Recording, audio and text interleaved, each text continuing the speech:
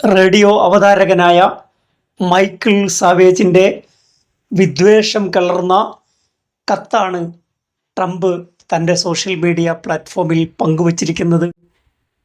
അങ്ങേയറ്റത്തെ അധിക്ഷേപമാണ് ആ കത്തിൻ്റെ ഉള്ളടക്കം.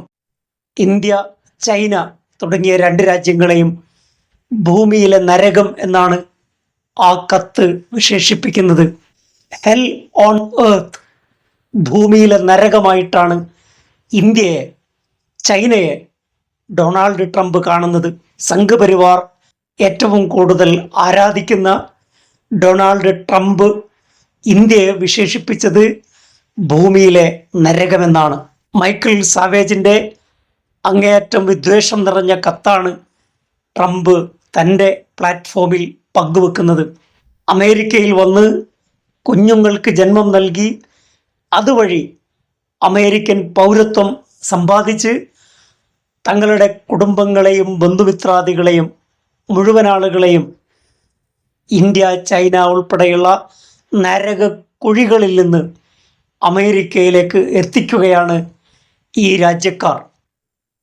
ഇതാണ് ആ കത്തിലെ ഉള്ളടക്കം. കാലിഫോർണിയയിലെ ടെക് ജോലികൾ മുഴുവനും ഇന്ത്യക്കാരും ചൈനക്കാരും കൈയടക്കി വെച്ചിരിക്കുകയാണ്.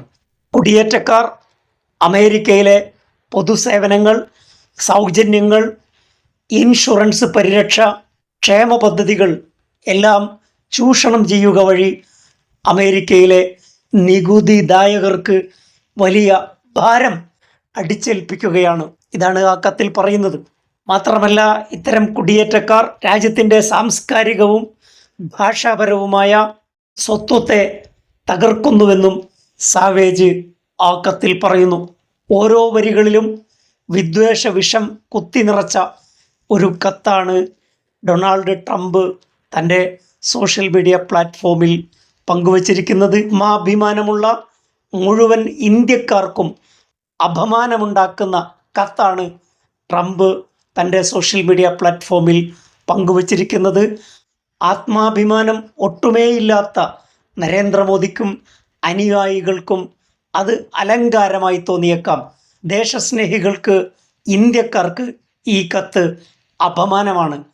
ട്രംപിനെ ആരാധിക്കുന്ന സംഘപരിവാർ ശക്തികൾ ഈ വിഷയത്തിൽ അവരുടെ നിലപാട് വ്യക്തമാക്കേണ്ടതുണ്ട്.